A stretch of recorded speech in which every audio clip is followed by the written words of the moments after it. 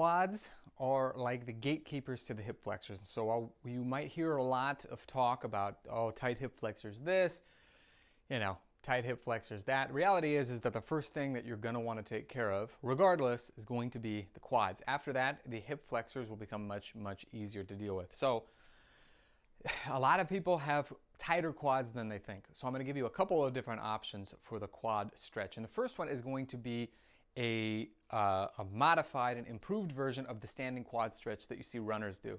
Okay, so a lot of times you see people like, oh, okay, I'm stretching my quads.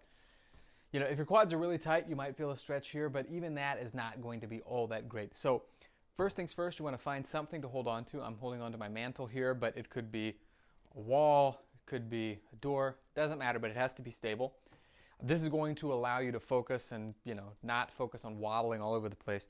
You're going to grab one leg, and what I like to tell people is you're going to do kind of the impression of Lieutenant Dan from Forrest Gump. So it's going to look like just like this, okay? And the key here is you're also not trying to let the knee come forward, you're not trying to go way back. It's not going out to the side, okay? It's going to be straight down. Now, what you want to do, there's Lieutenant Dan, okay? And next is going to be Steve Urkel. Everybody has seen Family Matters, I hope. So you're going to try to tuck your tail under like this. So we're going Lieutenant Dan, Steve Urkel, really tuck under. Right there, you might already start to feel a stretch, but now we're going to intensify it even more. What you're going to do from here, maintaining this position, is you're going to start to point your foot down. Now, I don't know exactly why, but this really intensifies the stretch, like a lot, okay? So you're going to do that, hold that for the desired amount of time, and you're going to notice a big stretch in the quads, all right? Repeat on the other side, obviously, and you should be good to go. Now, if this is starting to feel pretty good and you want a more modified, more advanced version, well, that we could do.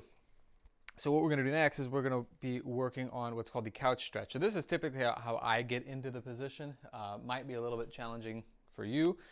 Another good option would be to get on the floor like this. You want to get your knee all the way up to the couch. I mean, it doesn't have to be a couch. You can do this on a wall. You need to pad the knee though. You'll notice I'm using a pillow here, okay? So, getting into position. Now, what I'm going to do, I don't have anything to hold on to really, but if you don't, you can do something like this, but you do not want to bend at the hips. The hips need to be forward. So if I were to switch sides, you'd be able to see that my hip is extended like so, okay? Not bent, it's extended, right? Now from here, what we're going to do is you're going to keep your toes pointed upward. You're going to push your foot through the couch, okay?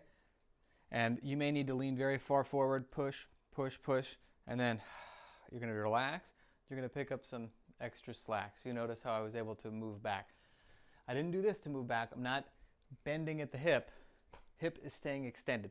If you want to stretch the hip flexors, you cannot let them flex because that's their job. They have to extend. So from here, this is like stage one, we'll call it, for the couch stretch. Stage two would be you're going to be all the way here doing the exact same thing. Push hard and relax and really hold this advanced stretch. Now again, this is like level 3. So this is not the sort of a thing that you're going to want to just jump right into if you've never tried it. Go in order. And of course, make sure you do both sides. I'll run you through this again. Number 1, with a pad on the ground or a pillow as I'm using, you're going to put your knee up against the surface. Could be a couch, could be a wall, could be anything stable. Then you're going to get into this lunge position. Make sure that your hip is extended. Hold on to something if you can. Okay, I'm just going to use my knee here, but if you have something to use with the other hand, that's perfect.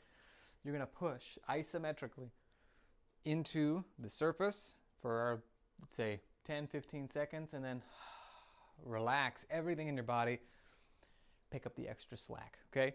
Now from here, we're going to do the same thing again. Now you might do this several times and you still won't get all the way back. That's perfectly fine. But let's say you're a little bit more advanced, okay? So now we're going to be all the way to the back here. And same thing, you're pushing your shin and instep as hard as you can into the surface, and you're going to relax and pick up some extra slack.